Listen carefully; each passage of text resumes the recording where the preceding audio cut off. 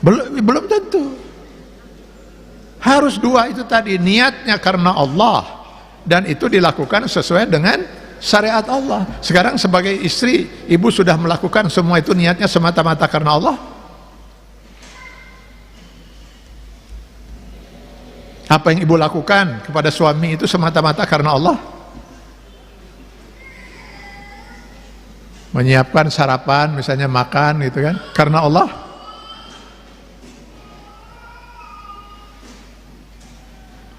Lalu kalau memang betul karena Allah, kenapa ketika suami tidak menghargai karya ibu, terus ibu kehel?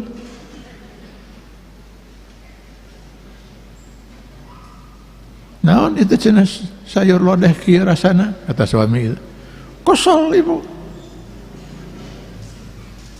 Kang, ini sayur lodeh ini saya masak dengan terlebih dahulu melakukan penelitian selama 3 minggu itu. Terus studi banding ke beberapa restoran. Cik hargai. Nah kalau kita memang betul-betul karena Allah, biarlah semua orang tidak ada yang menghargai karya kita, asal jangan sampai karya kita tidak dihargai oleh Allah Subhanahu wa ta'ala. Ya syukur-syukurlah kalau karya kita dihargai oleh Allah, juga ada manusia yang mau menghargainya, alhamdulillah gitu. Kalau tidak, biarlah semua orang tidak ada yang menghargai karya kita, asal yang kita lakukan benar karena Allah, sehingga Allah menghargai itu sebagai amal soleh kita. Apa artinya semua manusia menghargai karya kita sampai dapat bintang jasa di akhirat nanti, kata Allah tidak ada nilainya semua yang kamu lakukan. Hidup kita kan harus untuk Allah Subhanahu wa ta'ala.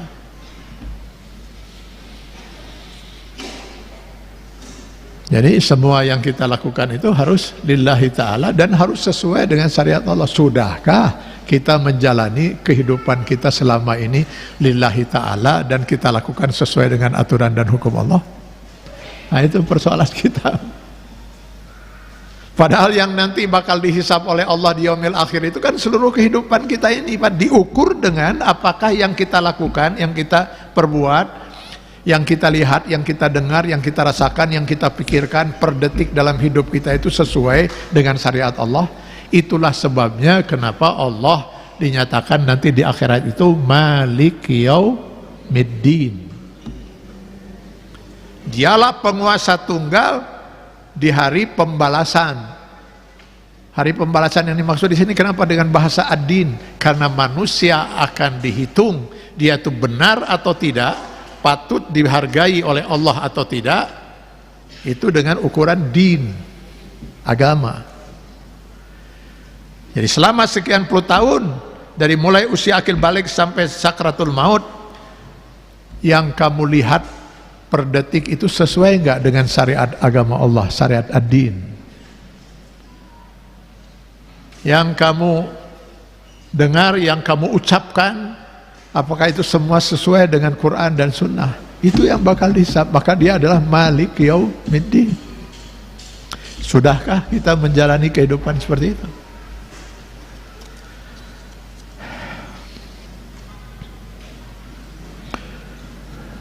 Ngeri juga ya kalau sudah bicara begini nih. Kadang-kadang saya suka bertanya pada diri sendiri, ya Allah, kalau besok lusa saya meninggal dunia ini saya ini selamat ya Allah? Tolong Bu, Bapak doakan ya saya, Pak. Saya itu ingin selamat, tapi kadang-kadang saya berpikir, ya Allah, saya bukan takut dengan kematian, karena saya betul-betul diyakinkan oleh jawaban seorang sahabat Rasul yang sudah dijamin ahli surga di antara 10 sahabat Rasul yang sudah dijamin oleh Allah ahli surga. Sayyidina Ali radhiyallahu anhu, pernah beliau ditanya oleh seseorang, wahai Sayyidina Ali, takutkah Anda menghadapi kematian? Jawab Sayyidina Ali cepat sekali, tidak. Lah mengapa? Kata sahabat yang bertanya, umumnya saya kira manusia itu takut menghadapi kematian itu. Jawab Sayyidina Ali radhiyallahu an, kenapa saya tidak takut dengan kematian? Kematian itu sudah ditetapkan oleh Allah waktunya, ajalnya itu. Bukan hanya harinya saja, jam, menit, detiknya sudah Allah tetapkan. Sehingga kalau saya takut mati, saya pasti mati pada detik yang sudah Allah tetapkan itu. Saya tidak takut mati, tetap saja mati. Jadi apa gunanya saya takut? Saya mau takut, mau tidak, tetap saja saya akan mati. Takut dan tidak akan mempercepat kematian itu atau memperlambat kematian itu sendiri. Yang paling saya takutkan, kata Sayyidina Ali, cuma satu.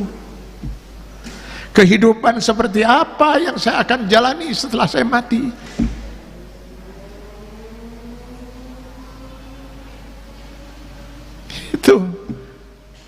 Itu ketakutan seorang sahabat yang sudah dijamin oleh Allah ahli surga, Pak. Kehidupan seperti apa?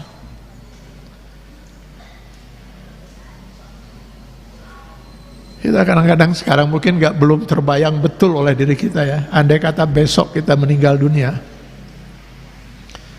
atau jangan besok lah, nanti sore misalnya.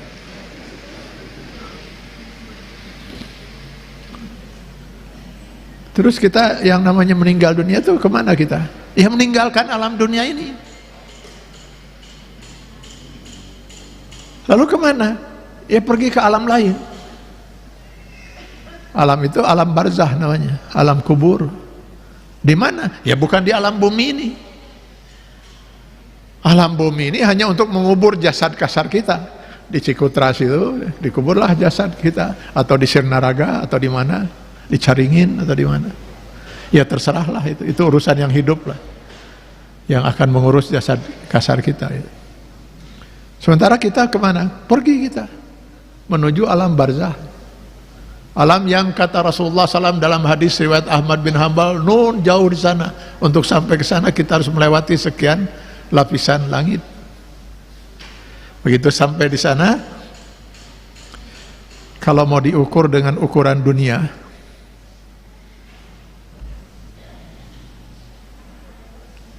ada orang meninggal normal gitu. Maksudnya normal itu ketahuan saat dia meninggal gitu.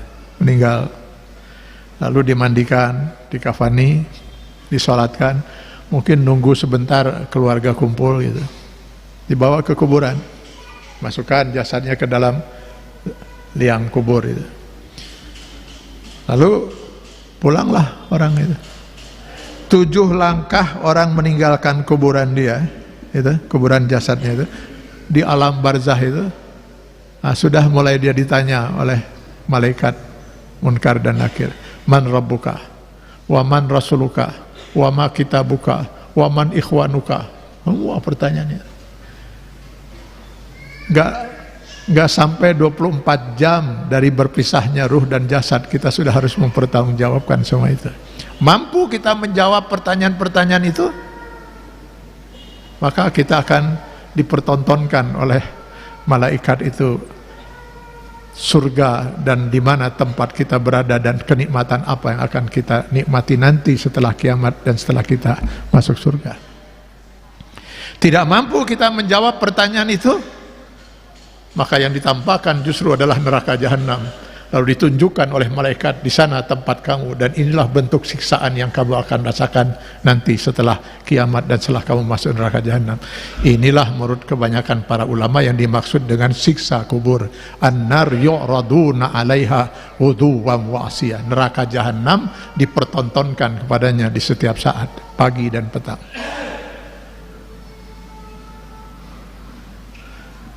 Nggak sampai 24 jam, Pak.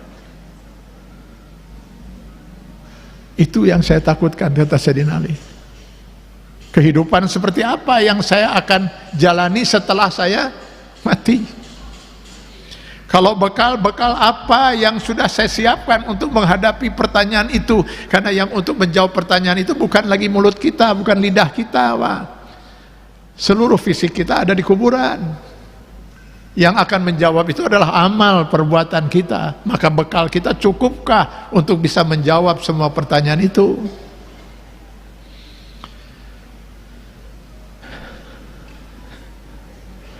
Iku non jadi ngaralamun ke, Pak.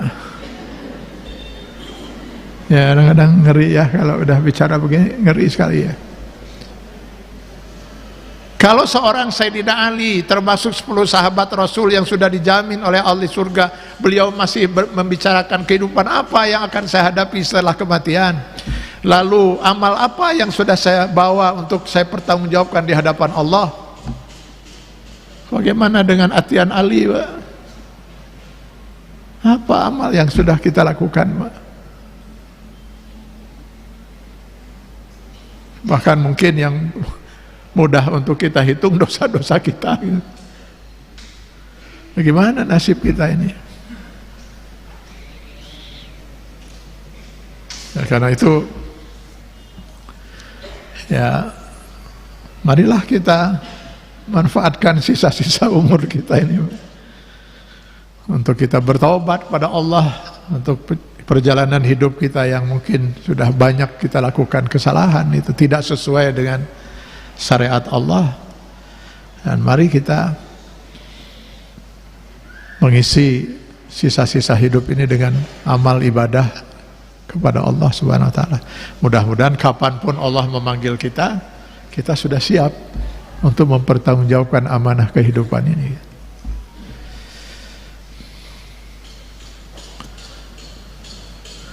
Ya, semua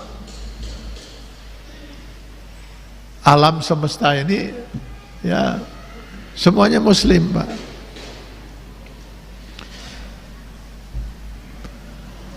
Cuman kita saja manusia yang ada yang muslim, ada yang tidak muslim. Kita manusia dan jin. Kalau semua alam semesta ini muslim, Pak. Karena itu yang nanti akan diancam masuk neraka jahanam itu hanya dari 2 jenis makhluk Allah, jin dan manusia. Walaqad zara'na li jahannam katsiran minal jinni wal ins. Al-A'raf 179. Kenapa hanya jin dan manusia? Karena selain jin dan manusia semuanya muslim.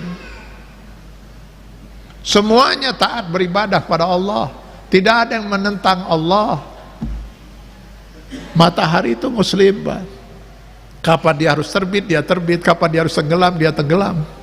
Hujan itu muslim, langit itu muslim, semua ini muslim. Semua binatang ini muslim. Semua makhluk Allah itu muslim, Pak. Tidak ada ayam kafir, Pak. Tidak ada bebek munafik atau kambing musyrik. Bahkan tidak ada 1 ekor pun babi yang kafir, Pak. Semua babi itu muslim. Karenanya tidak ada babi yang masuk neraka, Pak. Cuman kebetulan babi itu makhluk yang oleh Allah Subhanahu wa taala diharamkan kita memakan dagingnya. Mereka muslim, Pak. Karenanya alam semesta ini sudah luar biasa keselnya melihat manusia-manusia yang kufur dan manusia-manusia yang fasik-fasik gitu. Manusia-manusia yang maksiat yang sudah membangkang Allah, tidak mau diatur hidupnya oleh Allah Subhanahu wa taala. Mereka itu sudah kesel, Pak, alam ini. Bahkan sudah ingin murka kepada kita manusia itu. Saya bacakan sebuah hadis, Pak. Ini hadis kursi yang diriwayatkan oleh Imam Ahmad bin Hanbal dalam Musnadnya. Jadi hadis kursi ini firman Allah yang tidak dirubah redaksinya seperti halnya Quran, tapi tidak dimasukkan di dalam Al-Quran. Di dalam hadis kursi ini diriwayatkan Allah Subhanahu wa taala berfirman, yaqulullahu azza wa jal, ma min yaumin, tidak ada 1 hari matahari terbit kecuali matahari itu berkata. Setiap kali matahari itu terbit, ya, matahari itu berkata, ya Rabb, wahai Tuhan, azinli an askuta kasfan ala ibni Adam, izinkan saya untuk menjatuhkan diri saya kepada manusia. Malaikat itu sudah langit itu sudah tidak tahan melihat tingkah laku manusia ini. Mereka ingin segera menjatuhkan diri dan menimpa manusia, dan habislah cerita kehidupan manusia di bumi ini. Mereka begitu luar biasa sudah menikmati karunia-Mu ya Allah, tapi mereka tidak mau bersyukur kepadamu. Bersyukur kepada Allah itu artinya menjalani kehidupan ini sesuai dengan aturan dan hukum Allah. Itu artinya bersyukur. Bukan hanya sekedar lidah kita mengucapkan alhamdulillah, terus syukuran itu ngundang teman-teman, terus makan sama-sama, sudah itu syukuran itu. Itu ya sebagian mungkin dari kita mengungkapkan rasa syukur. Rasa syukur itu kita memanfaatkan seluruh karunia yang Allah berikan pada kita untuk kita menjalani kehidupan ini sesuai dengan syariat Allah Subhanahu wa taala. Maka manusia ini sudah terlalu banyak yang kufur nikmat ya Allah. Izinkan saya, kata langit itu, menjatuhkan diri saya untuk menghabisi kehidupan manusia ini. Itu langit. Sementara watakulul bihar, lautan semua di seluruh bumi ini juga bicara, ya Rabb, wahai Tuhan. Mereka juga memohon pada Allah, a'azinli an aghruka ibni Adam, izinkan kami untuk menenggelamkan semua manusia ini. Sekarang resal Pak, langit sudah kesel melihat kelakuan manusia itu, laut pun sudah greget gitu, sudah murka, ingin rasanya lautan itu ingin menenggelamkan semua manusia ini. Ungkapannya sama, karena manusia ini sudah luar biasa diberi kenikmatan oleh Allah Subhanahu wa taala, tapi tidak ada yang mau bersyukur pada Allah, tidak ada, malah mereka menentang untuk menjalani kehidupan sesuai dengan syariat Allah Subhanahu wa taala. Gak mau kalah, gunung-gunung pun ngadu kepada Allah dengan hampir kalimat yang sama, izinkan kami untuk menghimpit manusia, digencet semua manusia itu. Gunung itu semua ingin rasanya menghabisi manusia-manusia ini. Jadi alam semesta ini sudah murka betul Pak, kalau kita lihat di dalam hadis kursi ini. Fayaqulullah ta'ala, lalu Allah kemudian berkata kepada langit, kepada laut dan gunung-gunung itu, jangan, biarkan mereka. Innahum ibadi, mereka semua adalah hamba-hambaku, dan saya berhak mengasihi mereka di dunia ini. Fa in tabu ilayya fa ana habibahum, andai kata mereka mau bertobat dengan dosa dan maksiat dan kekufuran yang mereka lakukan, maka Allah siap untuk mengampuni segala dosa dan kesalahan mereka. Wa in lam yatubu, seandainya mereka tidak mau bertobat, fa ana tabibahum, sayalah yang akan tetap menunggu, membimbing mereka untuk mau mereka bertobat pada Allah. Jadi kalau sampai sekarang sebagian bumi itu sudah mulai menunjukkan murkanya dan sudah mulai Allah izinkan, ini kita sudah luar biasa kelewatannya Pak. Ini sudah luar biasa kita kelewatannya. Kalau masih menurut Allah wajar itu biarkan, kata Allah biarkan, jangan.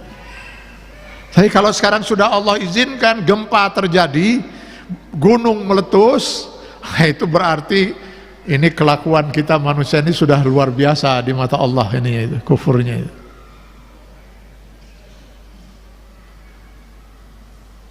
Sayangnya ini nggak pernah jadi pelajaran gitu ya.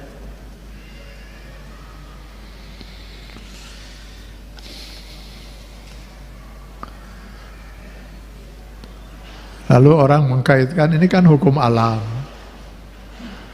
Gitulah, kalau manusia memang sudah dari awalnya itu nggak percaya kepada Allah, itu sudah dari awalnya itu kufur pada Allah, maka cara berpikirnya pun semakin sesat saja. Ini kan hukum alam katanya. oh bumi Indonesia ini letak geografisnya seperti ini, kemudian ini kata ahli ini dan sebagainya ya, oh memang kita berpotensi untuk terjadi gempa dan sebagainya. Loh, yang menentukan